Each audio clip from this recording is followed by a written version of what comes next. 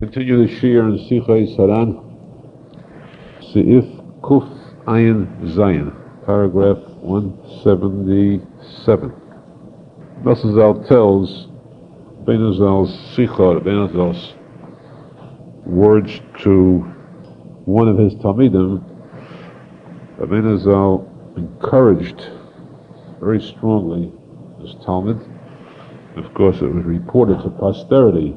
These words are reported then and recorded by Rav Nosson in the Sichos HaRan. Benazal's words encouraging the Talmud and encouraging all future Talmidim to be always besimcha. Always besimcha despite the difficulties, despite the weather, despite any setbacks. Always be besimcha. Menachem said it is only fitting to be besimcha, to be happy about what? Be happy with Hashem. Now, of course, a person could say, who understands the greatness of Hashem? Who can understand Hashem? To be happy with Hashem.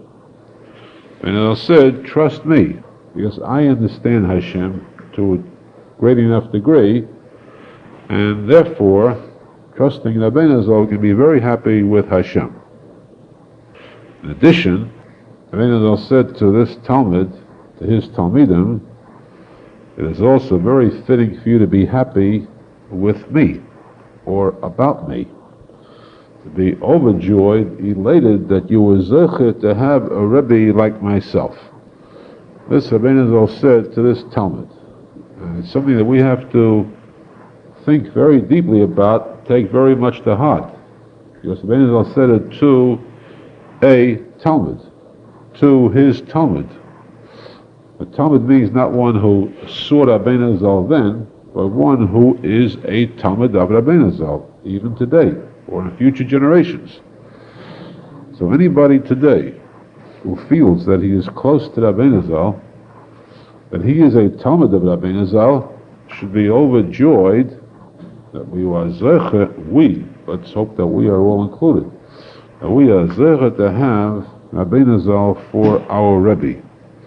Benazal said this is something to be very happy about. It means that this should be uppermost, the greatest, or one of the greatest items of Simcha in the heart and mind of a Jew, who is zeichet to that. This we must take to heart every day. Ever a person, chas v'sholom, feels depressed, ever, chas v'sholom, he has some kind of atzvus or worry, and he wants to get out of this depressed feeling, stop and think for a second. Benazal is my Rebbe, and that should send a thrill of joy, a joyous feeling coursing through every one of his veins and arteries, his mind and heart. Benazal is my Rebbe. I am a Talmud of Benazal. Therefore, again, we say that if a person is not besimcha, there is something missing. He cannot really claim to be a Talmud of Benazal. He cannot really be a Breslover. He can't, because if a person is truly a Breslover, he should be filled with simcha always. Just that thought alone. I'm lucky I'm a Breslover. Same simcha as a person should say, how fortunate that I was created a Jew. Shalei Sani Goy. Through a miracle, through an act of through Hashem's will, I was created a Jew, rather than chas v'sholom being created a Goy. Or, a person could have been created for all purposes. He could have been walking around as a horse. There might be going a horse. Not for the act of kindness of heaven, it might be an animal. See these animals walking the streets? 2-footed animals, 4-footed animals, or 6-footed insects. Who knows, you might be crawling under a kitchen sink. And then, through this miracle we created human, not only human, but a Jew. That's something to be very happy about. Also, not only that, but the fact that we are fortunate enough to be a Talmud of Benazal. So it is certainly an absolute crime, a part of any person, to ever be atzvus. There's no bigger crime than that. Therefore, the Arizal calls that the poisonous bite of the original serpent. The bite of the serpent is, the nachosh is atzvah, sadness. This Arizal said to, the Talmud Arizal said too, that sometimes a person finds it difficult to be happy, to get into a happy frame of mind. So he said, do something even that is not a davar shebekdusha, something that's holy. Go into a happy frame of mind. Wow, I just learned the Teshuva, or I'm going to sit down and learn the Blat Gemara. Some people don't find too much to be happy about because they'd rather be outside playing ball. So in that case, then think of your favorite team winning a game. Let that bring you into Simcha. When you're in Simcha, then sit down and learn the Blat Gemara. That should lead you into the Simcha of Ruchnius. But no matter what it is, do something to get into Simcha. Even if it's something physical, something gashmius, not the davar shebekdusha, davar chol. The ikar is, the tachlis is to get into Simcha. And this fits in with the Arizal's words. It is to get into a mitzvah, you do anything. This is called a mitzvah gedela. It's a very great mitzvah to be b'simcha, tamid, always to be b'simcha. Rosenfeld says that one time Arizal was standing towards evening, towards dusk. It was getting dark. He was looking out of the window, very nostalgically, very sadly. Arizal said, look at the time, how quickly time passes. It's not just the day is coming to an end, but this is how a person's life goes. Life is ebbing. Life is leaving. And there's so much to do in this world. And look at how fast time is going away. Time is escaping. How fleeting time is. You must grasp quickly time before it gets away from you, because time is life. A person has so much to accomplish. Don't let life get away from you. Accomplish it. Before the Arizal's Astalkus, Arizal said, just very close to his passing, Arizal said that he's already reached a madrega, a level that is so high that it's impossible to go any higher while cloaked, while imprisoned in the physical body. Because a person has the greatest person has a limit to how high he can reach in the physical body. Like Hashem said to Moshe Rabbeinu, Ki lo yirani hodam v'choy. No person can see me, Hashem said, while he is alive. After he passes away, he can't see me. What is meant by that? There's a certain level that a person can reach in the heavenly world, so tzadik can go just so high while he's alive. After his astalkus, he can rise. In spirit, he can rise much higher. Aharon said that he has reached the madrega where it's impossible to go any higher in the physical form. And therefore, Aharon said, I yearn very much to strip myself of this body, to release the neshama, my soul, that it can rocket upwards to reach the greater heights that are possible without the being encumbered by the physical being. And I must do it because I cannot stand. It's impossible to remain stat in one madrega. I cannot remain status quo. I must keep moving up, and therefore it is imperative that my soul leaves the body. I must be nostalgic. This was just before the Arizal Stalkus. He knew he'd reached that point. The Gemara says some people reach a point where they've got to leave the world at a young age. They've covered their whole lifetime possibility. In a youthful age, they must leave. Arizal, in his time, at the time he was 38 and a half years old, he'd reached the point of impossibility to go any further, higher physically. The next paragraph refers to a Teda in Likutei Moharan. Likutei Moharan Tanina, chapter Peiches, 88, second volume of the Kutuman. Arizal said to Rav Nosson once, today there appeared to me an angel, a new angel. Of course, to a tzadik, it's nothing new that the angels come to a tzadik. The Navi appears before tzaddikim, especially the tzadik emes. This time the angel said, I saw a new angel now, and I even know his name. And this angel has a number of subordinates who serve him, and each one carries a shofar in his hand, and they blow shofar. They blow tekiah, it's one long, chavruta, 9 short, and tekiah. This is called tarat. Tekiah shofar, we call this tarat. Tekiah, chavruta, tekiah is called tarat. This is what they blow, and they continue to dig. They dig and they search for avedas. Avedas means lost items. They search for lost items. This is explained more in the HaRan. Arizal says that the digging for lost items refers to this sound of the shofar.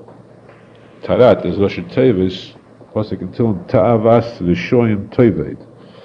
The tavis, evil desires of the shoyim, bring about to avedas.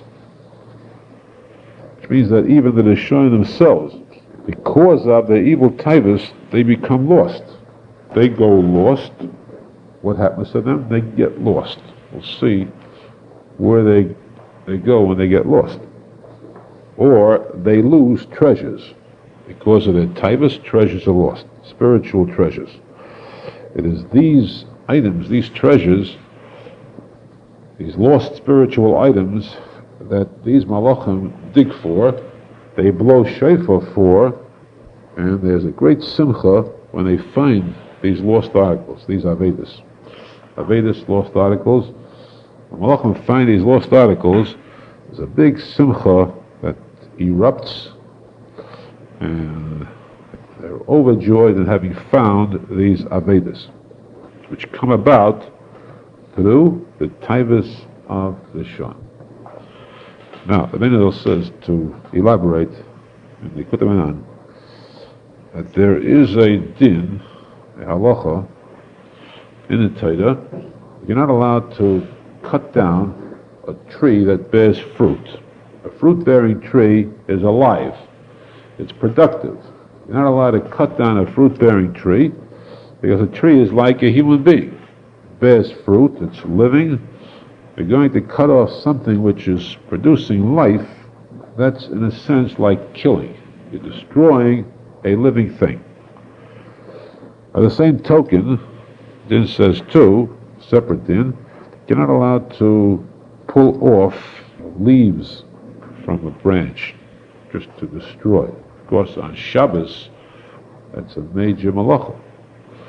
Even during the week, there are people who walk by bushes and pull off leaves from these bushes, or break branches off as a matter of indifference to it.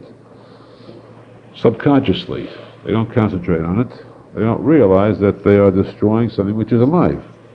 These are leaves which are alive. Not only that, but these leaves live with a purpose. They actually serve Hashem. Every blade of grass, every leaf on a bush, every leaf on a tree, davens to Hashem constantly. There's a regular tefillah that goes to Hashem from these living things. A person is destroying them unless there is a purpose. The purpose is to prune the tree or the bushes. To make them grow better, you cut them. However, just to destroy is a sin. Arizal says the same thing too. There is an isur, it is a sin, but also more so, it's very dangerous for a person to eat a fruit of a tree that is not ripe.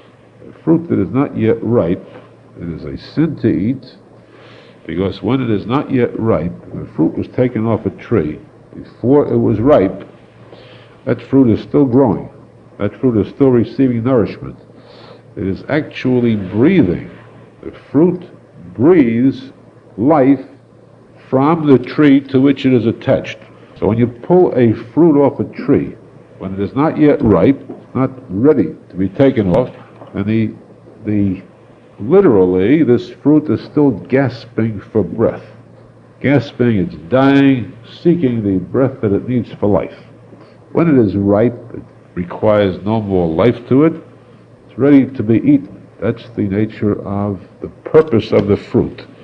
When it's not yet ripe, this fruit needs life to sustain it, to make it grow, to reach its peak. So when it's pulled off a tree, when it's not ripe, the fruit actually gasps for breath of life.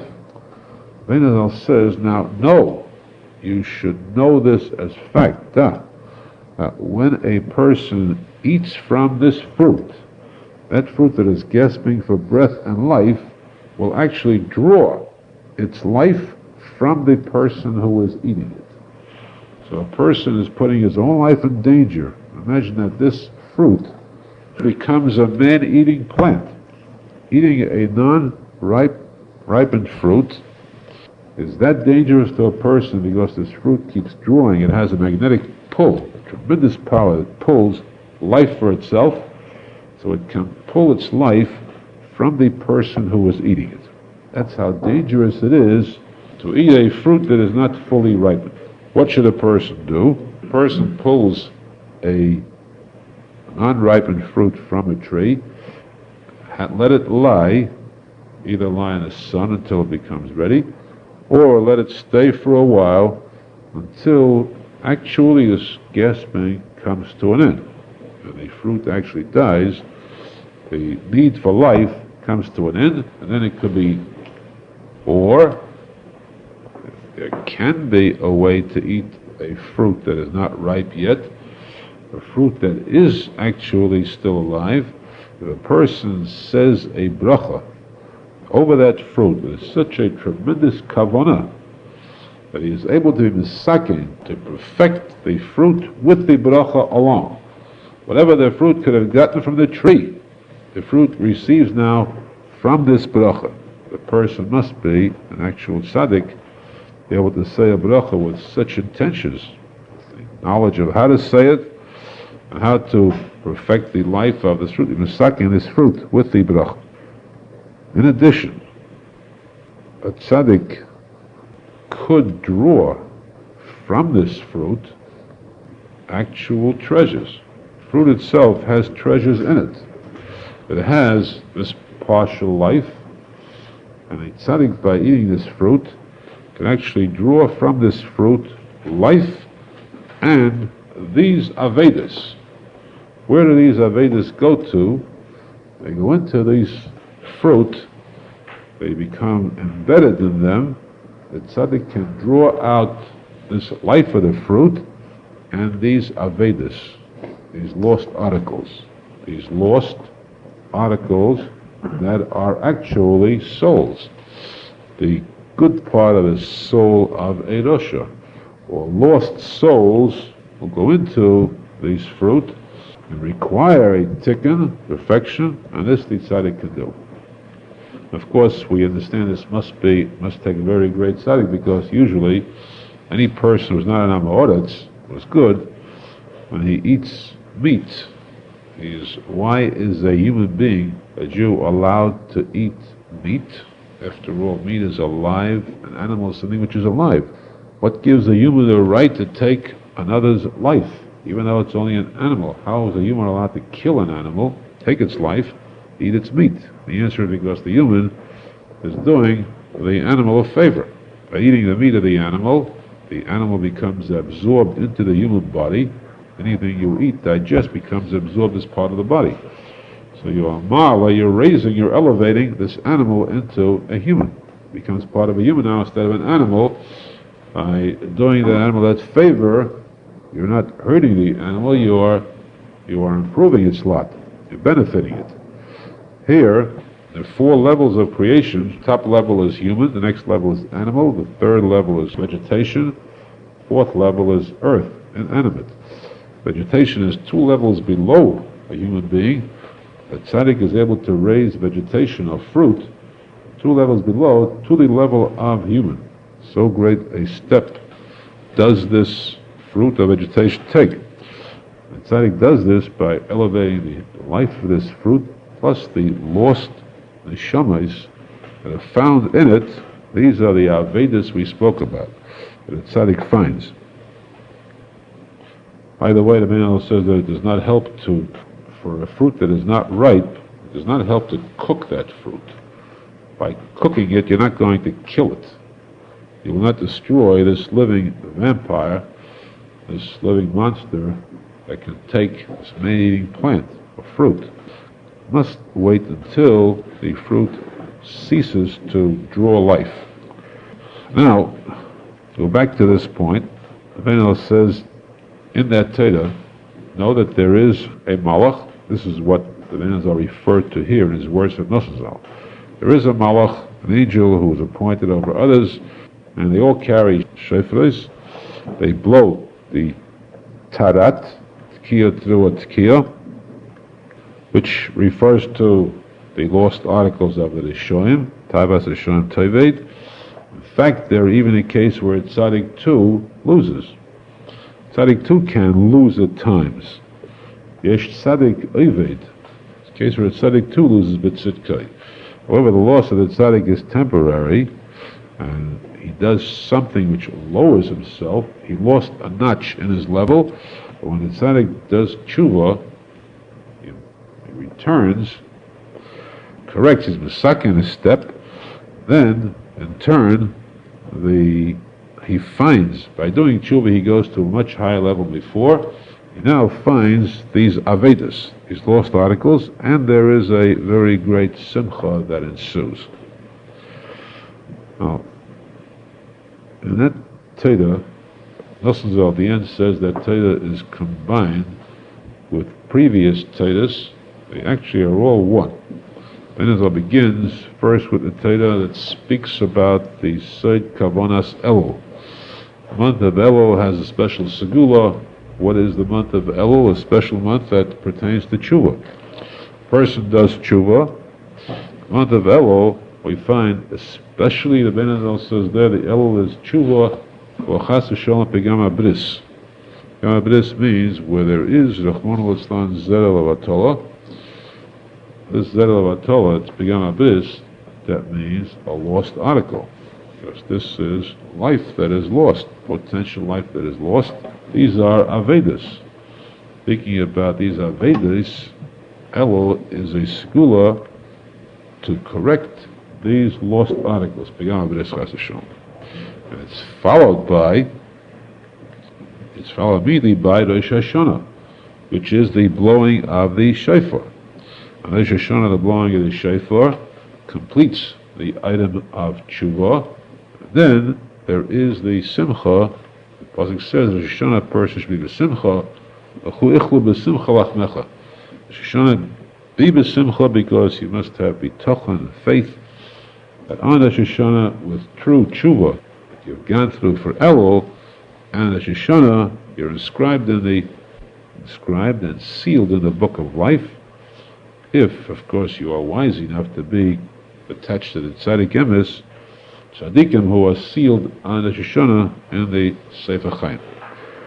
So those Torahs speaking about Elul, Rosh Hashanah, Tkiyas are actually one with this, and with the statement about the fruit where these avedas are found, and the search for these avedas by this malach, and then with his assistance, his aids, all referring to the tzadik emes, who seeks and finds these avedas.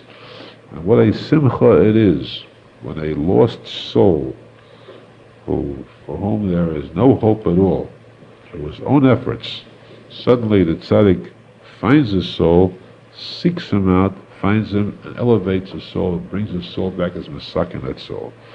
The simcha through tarat, the kiyas that are blown in. Zayda Kodesh says that the tzaddik emes, of course, is Moshe Rabbeinu. Moshe Rabbeinu is the tzaddik emes, whose begimatria, the names of Hashem, Kel Shakai. Kel Shakai refers to the Sfiras. Kel is Chesed, Shakai is Yesod. Zayampen covers the 6 Sfiras from Chesed to Yesod. Moshe Rabbeinu, who is the Vav, covers these 6 Sfiras, therefore he is called Kel Shakai, which means the Tzaddik Emes, carries the name of Hashem. Now, Kel Shakai, when the Tzaddik Emes is complete. When is the Tzaddik Emes complete? Not when he sits by himself and does mitzvahs, but when he goes out, as Moshe Rabbeinu did, to search for the Eid of Rav, to search for the lost souls, to bring them in. That tzaddik has fulfilled his mission. He is complete. He is molei. The milui of Kel Shakai is begimatria tarat. Blowing of the shofar tarat signifies the simcha. The tzaddik has become fulfilled because he has found these neshamas, these avedas. He was masaking them and brought them back.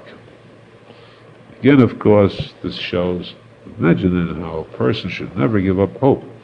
A person feels lost. Do not be depressed, because there is someone searching for you. Arizal said that one of the main tefillos of his Arizal, young child, once asked Rabbi Nachman, what should I say in his Arizal? What is the best words I can say? Rabbi Nachman said to him, the last posek in Tehillim, long chapter Kuf Yotes. The posek is Ta'isi kiseh oived bakesh avdecha kim tasecha le'shachachti. Hashem, I have wandered from you, just as a sheep wanders from the flock and gets lost. Ta'isi, I've wandered, I've gotten lost. Kiseh oived, like a lamb that is lost. But bakesh avdecha, seek me, search for me. I have not forgotten your call. If the lamb recalls, remembers the sound of the shepherd's voice, be brought back by the shepherd's voice. Hashem, I have not forgotten your call. Call the words of the Torah, the words of the tzaddik emes. So when a person feels that he is lost, he still should not be depressed. Know that we still have that chevel dikdusha, that rope tied around us, which the tzaddik emes holds on to. We are not being forsaken. At no time are we abandoned, even if we are lost. The search is never given up for. The tzaddik emes continues to dig, to search, to ferret out those lost neshamas. So there is always hope.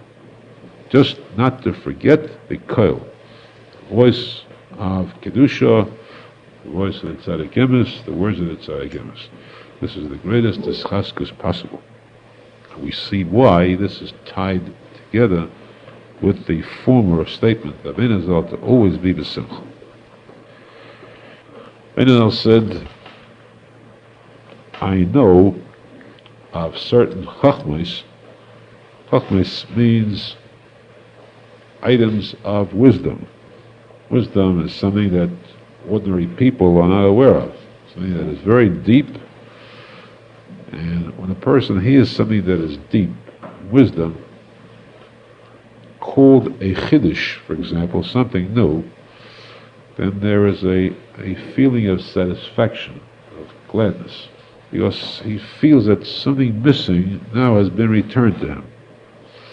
There's a joyous feeling when a person learns a blat gemara, and he gets to a tesis kasha, and then that kasha is answered, he feels fulfilled. Something very happy about that. So this is called chachmos haTorah, wisdom of Torah. There are also times when a person has other types of wisdom, person learns things that are new. He learns mathematical tricks, or he learns other types of wisdom like music. He enjoys a new knowledge, a new type of knowledge from which he can benefit. Or astrology, stars, study of the stars. Any kind of chachma that could satisfy, satiate a person. So it is possible, very logical and possible, that a person might be very hungry at the time. He's ready to go for his lunch or his supper. He's listening to a chiddush. He forgets about the fact that he's hungry. Some people, of course, it's very difficult to do that. But for many or most, a person could actually forget, stop feeling the pangs of hunger, and just listen enthralled to an interesting story, fascinating story that makes him forget his hunger, or a chiddush, something new, a chachma which he did not know before.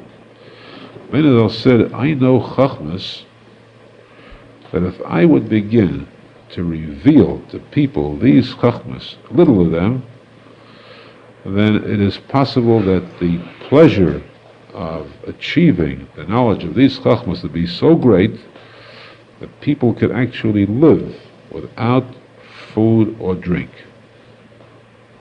Literally get along without food or drink. They can sustain themselves on the chachmas.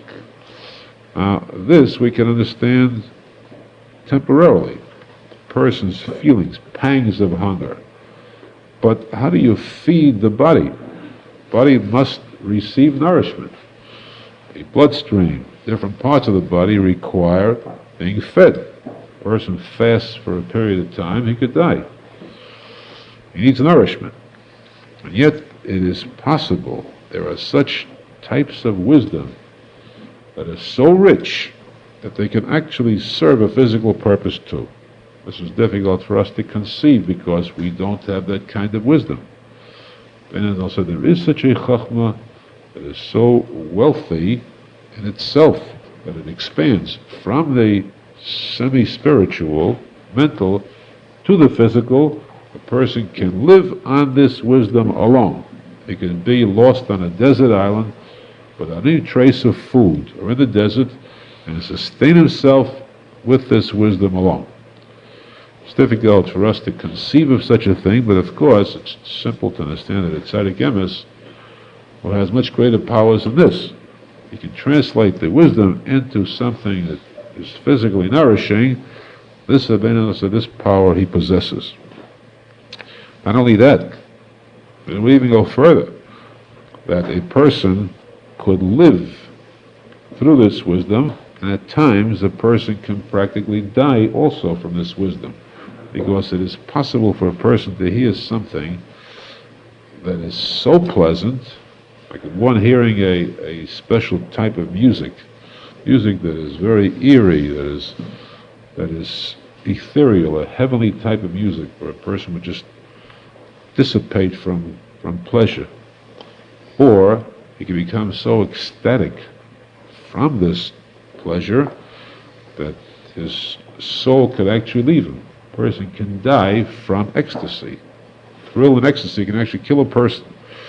So Arizal said this wisdom is so great that a person might actually die of ecstasy because his soul would yearn to leave him, to join, to merge with this great power of wisdom revealed to him.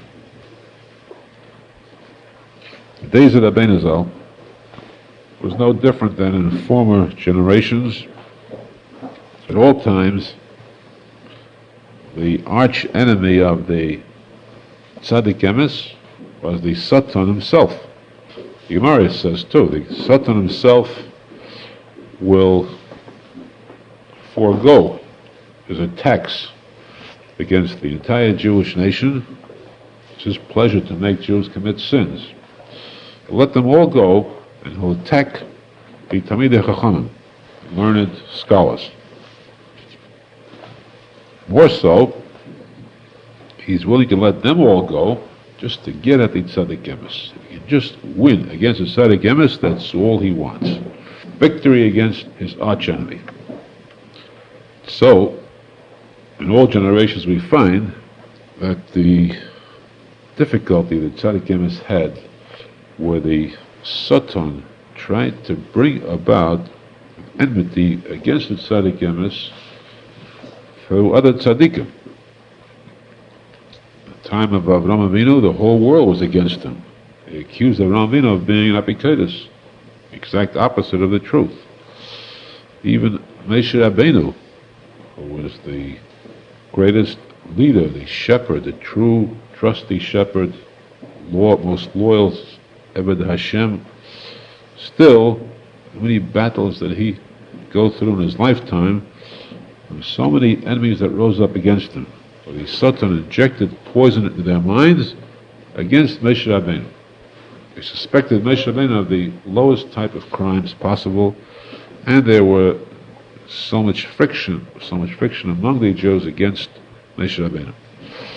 Or the brothers of Yosef HaTzadik were all tzaddikim. They sold their own brother to slavery, their brother who was the Tzaddik Emes, or Shaul HaMelech, who was the tzaddik too, complete tzaddik, and still he attacked David HaMelech.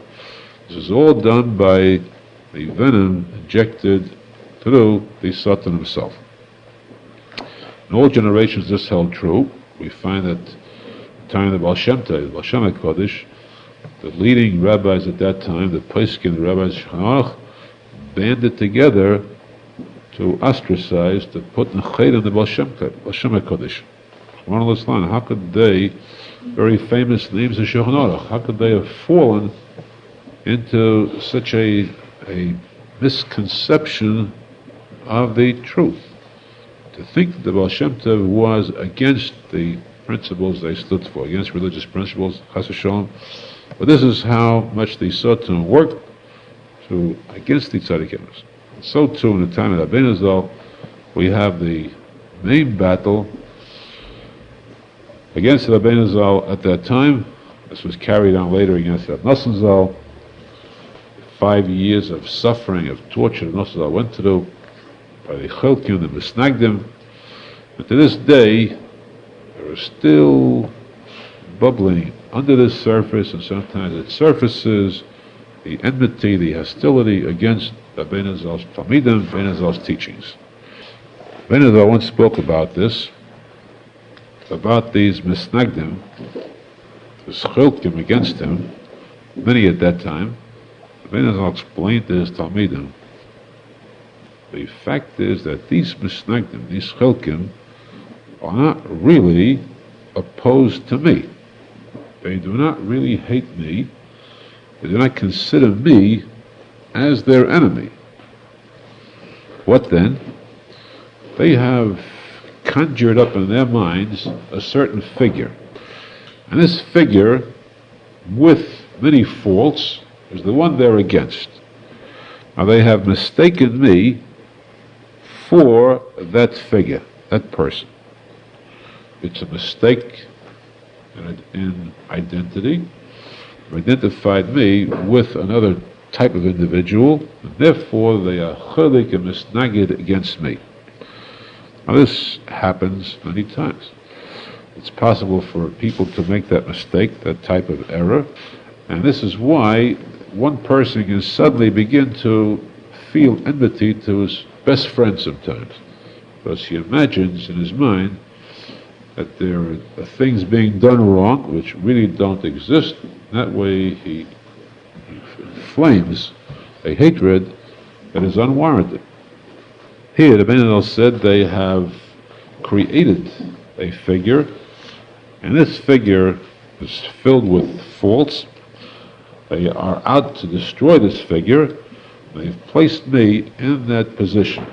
They imagine me being that figure, but it's not me personally they're against. They're against that certain type of figure that they've created in their minds.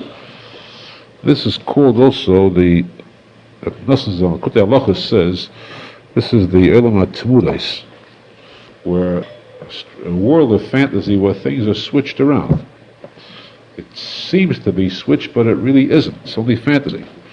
For example, we have in Tikuney Zohar story Rabbi Nachman tells of the two infants that were born, the prince born to the queen, and a slave born to the maid. And then one of the nurses switched these two children. The slave was brought up as the prince, and the prince was brought up as a slave. During the years, eventually, it's a long story, and it's put in Messias, anyone can read it there. Eventually, this was found out that it had to come to the surface because the attributes of royalty are inborn. So the prince showed his true colors eventually, and the slave showed that he was a slave. The truth came out. But at the time, during the beginning, initial time, people gave the respect to the slave as though he were a king, a prince, and the prince was treated very rudely as though he were a slave. Rosenfeld says this is the Elamat Tmudes. What was the action of the people? In reference to these two individuals. They called the slave prince, and they called the prince slave. Was the real prince now a slave? Was the real slave now a prince? Of course not. It's impossible to change their identity. Identity is one that is permanent. The prince permanently remained a prince, and the slave remained a slave. What was changed only was the name. They now named the prince slave and named the slave prince. So it was only by name alone that the error came about. Because of that name, meaning they imagined, they named the slave prince, they thought that he was a prince. Because of this false name, they imagined he was the prince, they gave him the honors that did not belong to him. But this is only because they imagined this, so it was a vision conjured up by them, but a mistaken identity. Exactly this, R Nosson says, the case here too, where they imagine that the tzadik emes is one who does wrong, is one who is fit to be chalik against, and that's why in all generations, when we had these machlekes, when they were so opposed to fire position against the Baal Shem HaKodesh, they wanted to put him in Chedim because they thought Baal Shem HaKodesh was someone else. Had they known who he really was, this could never have happened. Even the worst misnagdim, the worst chalkim, do so because they imagine that the person they're chalik against is someone else. But in actuality, they could never change this fact. This Rabbi Nachman said, is chalkim against me are making an error. It is their mistake. In their minds, they've created a vision, an illusion of someone who is bad, and they've placed me, my figure, into that form that they've created. And that's why they are chalik against me. And of course, this cannot ever be switched. There's no way to switch the true identity of a person. The tzadik emes remains a tzadik emes, and no matter what these misnagdim will say about him, his kedusha remains forever. Same as Kavayocha, when you have the kaifirim, the atheists who speak against the existence of Hashem, chas v'shalom, they will be destroyed eventually. The kavod of Hashem is never dented, chas v'shalom. Kavod of Hashem remains always unblemished. So too the kavod of the tzadik emes, in truth, remains solid. None of these Rishonim or Cholkim or Snagdim can do harm to the honor of the tzadik emes. It's only a light that is temporarily hidden. Mashiach comes, eventually light will come forth, and all will recognize it. Ashrei to those who don't wait for Mashiach's coming to recognize the light of the tzaddik. Those who don't wait till after passing and find out the truth in Elam Haba will get this during their lifetime. Ashrei to those who have this amunah be emes and the tzaddik emes. Ashreina that we are zechet to be classified as Breslova, as followers of the tzaddik emes. We should be zechet throughout our entire lifetime to continue to remain solidly entrenched in this amunah shlema and to have this lanetzach forever. That's a chus we should be zechet to see the coming of Shir Dikenu. Amen.